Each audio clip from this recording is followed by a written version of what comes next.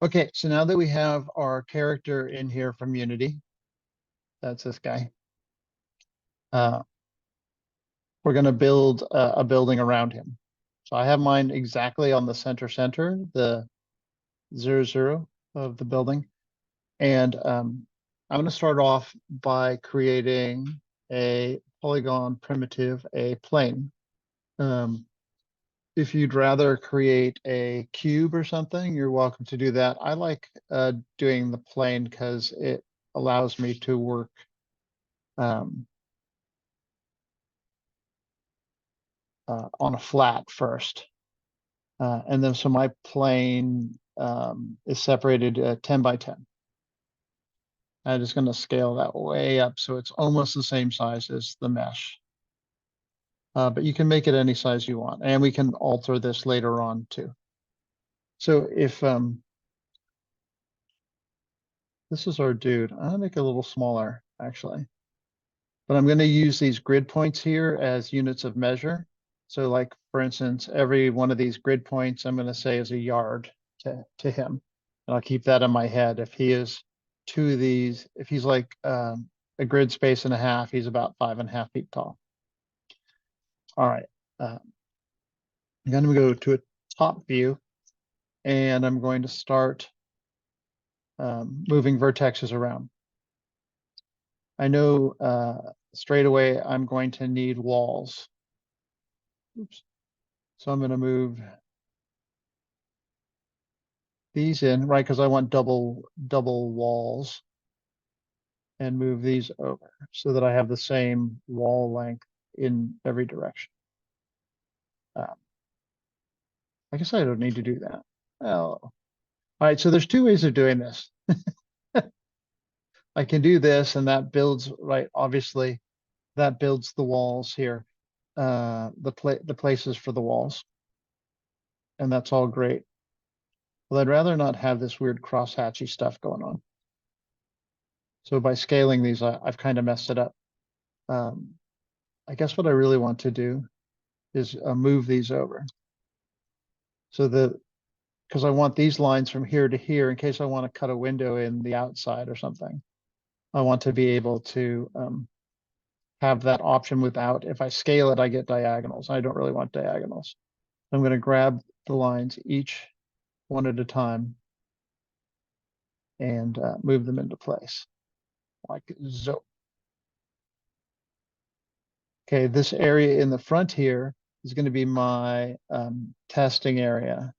Or another area in the back here is going to be my testing area. And the area in the front is going to be my lab. So I'm going to do my lab.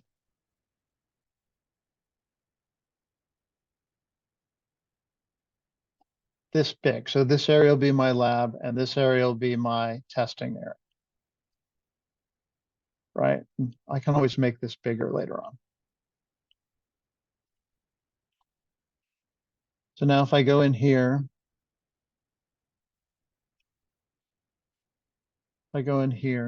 shading, turn on, joint, wireframe unshaded. If I go in here and select the character, make him selectable, I can bring him over here. And like, is that enough room for a computer bank over here and a computer bank over here, right? I don't think it really is. So now I need to go back in here and say, well, that's cool and all, but I don't think that's enough room. I'm actually going to stretch this out one more because I like having this being a semi-okay grid pattern. Do that here. And then I want a little more room in here. Move that over there. Great. That looks a little bit more like how I would think of it as being. All right, so now I go to top view and I'm going to select the faces and just bring them up.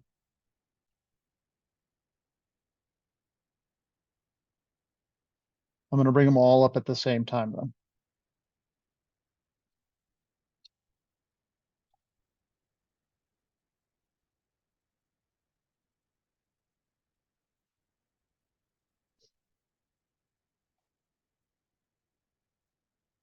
grab 4, just make sure I have them all selected.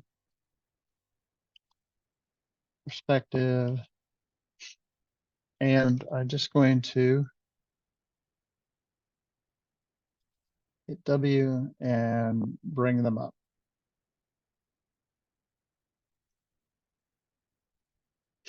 And now you can see I have my lab and my main area. And that's great and all, but I wanted to put in a window and stuff. So I'm going to bring this back down. And I want the window to be somewhere around waist high for him. So using him as a guide as to where to put the window, right? I'm going to bring this a little bit lower because I also want a jamb for the window. So, you know, like a border around the window. So I'm going to go that and then raise it up just a little bit like that and hit extrude again. And then this will be my window and then hit extrude again. There's the top part of the window trim. And then one more. And then that is be the ceiling. You make it really big if you want. That'll be the ceiling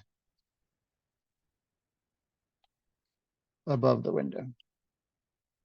So now I'm going to identify my window by just taking these faces here.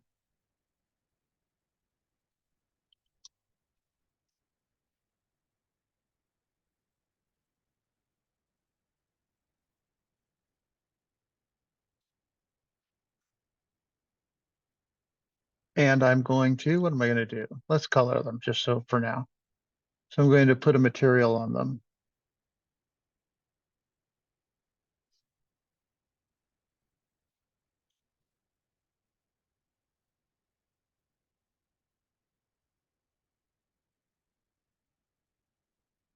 I'm going to color it blue for windows. Windows are always blue. All right. Cool. So now if we were to go in here, right, and we go to his height,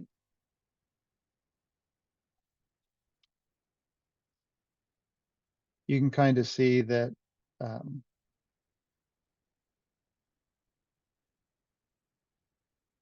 it's starting to look like a control room. And if we go into the big room, you can see that this is starting to look like a testing room.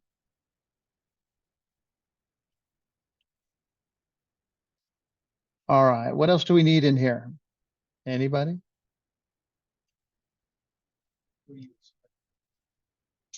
Oh, what? Oh, how about a door to get into this joint? So we can do that over here.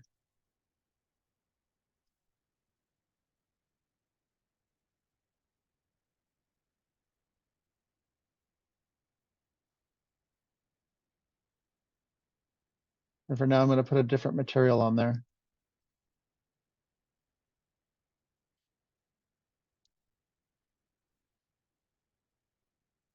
Probably a door there to get into the place.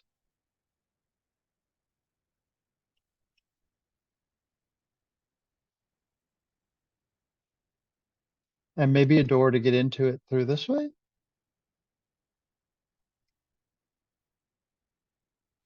In a true video game fashion, we'll have the indoor here, but then you have to walk all the way over here to get to the other door. So I didn't cut for the geometry for a door here, so I'm just going to use my insert edge loop tool here. And you can see because of the way I built this, I can easily just make that a big door. Cut the geometry to make that work. In fact, I can finish off the window trim while I'm in here doing that stuff. And it doesn't matter that it goes over here, that's fine.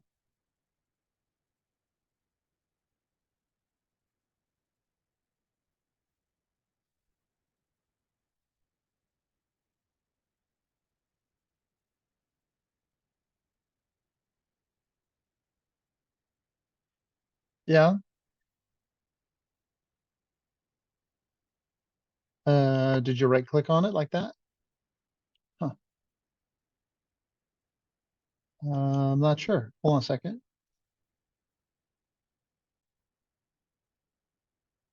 Okay, so we got the room and we got the windows and stuff. So the problem being that there's a double paned wall here between the two rooms. So I'm just going to go in here and delete these out. Oops. Make sure I grab the right ones. Do. Sorry. Oh yeah, thank you.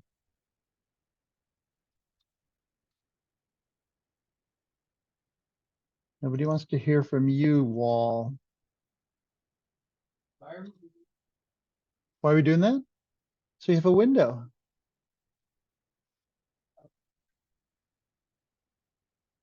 No, it's so I could have an idea of where my window is going to go from both sides. You could make it transparent, but you'd see this lip here. So you don't want to make it transparent like that. Like if it were a single plane, you could, but it's not a single plane. It's a double plane wall. So what we have to do really now is make this, give it volume. So the way we do that is by ringing the edge, right? Double clicking edge and ringing it. And then going back to polymodeling and then extruding that. And then I'm going to drag that edge over so it kind of completes, right? That wall. And I want to make sure that these this surface here, this vertex and this vertex are as close to each other as possible. And if I go here, translate and see, woo, you can see this is it coming over. If I were to, where the heck is the thing? There. Try and get a shot that's easier to see, that I can control. Sometimes it's hard to get, and I'm just going in one direction, right? I've cut this, so I cut the hole out. I'm grabbing one side of the wall. It's still all one object, and I'm dragging this over so that these are overlapped. And so now I have a wall with a hole in it.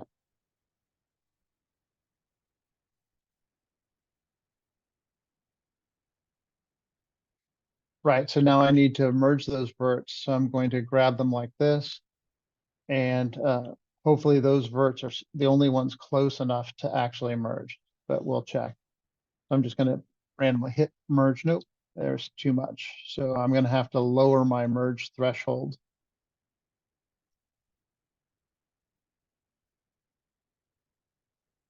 Yeah, I think that did it. And the best way to check is to keep it in vertex mode and go select one. Just click, don't marquee click. And if they both move at the same time, then you know you've joined them perfect. Great. All right, now I want this to be a raised surface. So I'm going to go ring around this and extrude it out. And remember with face, you can double click to get strings of faces selected. As long as you select one, it's like selecting text in the outliner. Okay, I'm going to extrude that out a little bit just because I kind of want like a raised surface there a little bit, like that. Click off of that.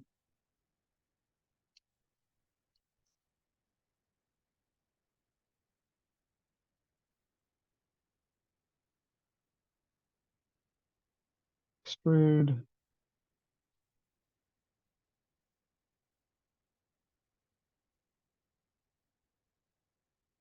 Great. So now we got a big kind of bulk of window. And this, if you're doing it like on a circular thing or something, this will still work. It's just way easier to do it like this. And technically, if I wanted to, I could weld these things out, but it doesn't really. We can also do stuff like this. I can select the edge and we can bevel them or something if you want. Just adds a little bit of fanciness to it, right?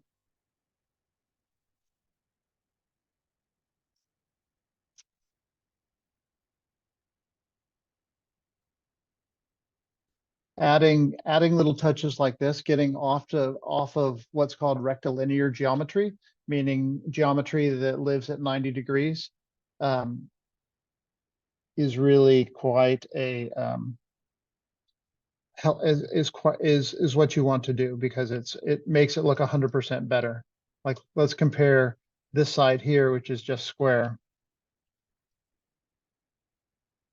Oh, I accidentally beveled. Oh, I accidentally beveled the the other side. So this side here, which looks like crap, the main office side, to this side here, which you'll never see because it's on the inside. I'm just kidding. There's no way you're not going into the control room when the glass explodes.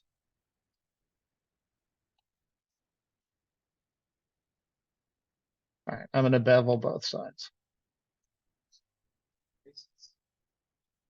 So if you select one face, right,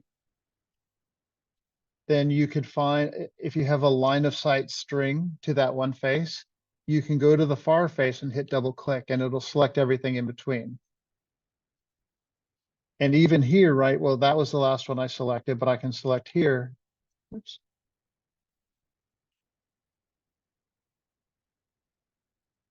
And because I've beveled it, now it's all jacked up. But when it's early, if you perform too many functions on the geometry, it messes it up. And you can't do that ringing function anymore. Okay, I'm also going to delete this door.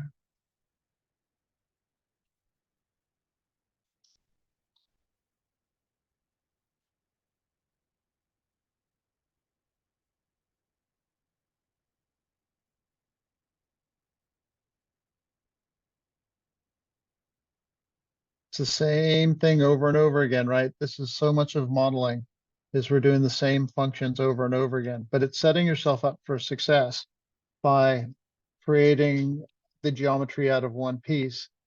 It's much easier to then manipulate it,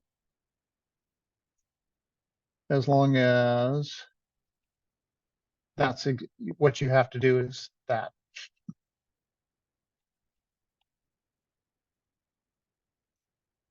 I might as well do this door too.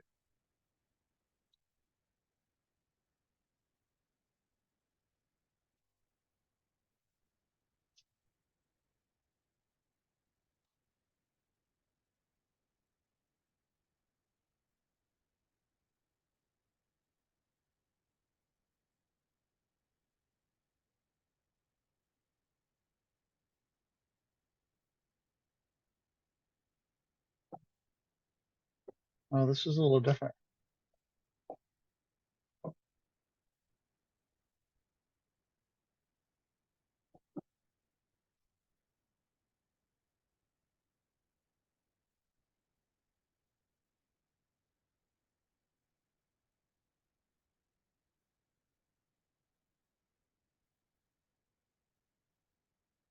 Okay. So now that I've got all my portholes cut.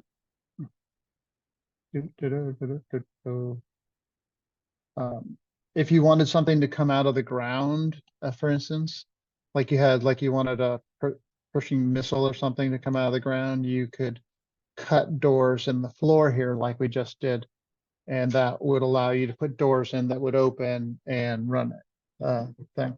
But now anywhere that we'd like to go through, you can see we have a door cut for it.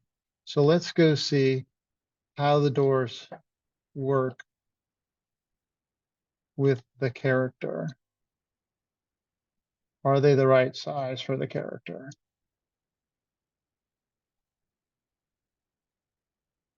If the character is a little tiny kid, yes, this is exactly the right size. So a normal person right in a doorway would be about there. So he's a good 2 or 3 foot too small for this door. I mean, it is probably an external door, so but we can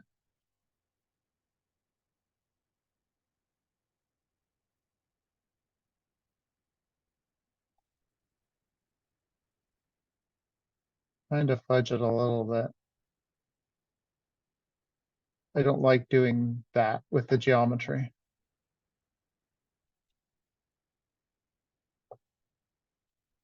This is a much better way to go, but if you have to, then we can do that. Okay, that's a great stopping point. Everybody try and get to this point, get to where we are right here. And then we'll talk about, because this is kind of a base container for what you'd like to do. And once you get to this point and your scale's right, and you've got doors and windows cut in your geometry, then we can talk about what you want to do with your control room.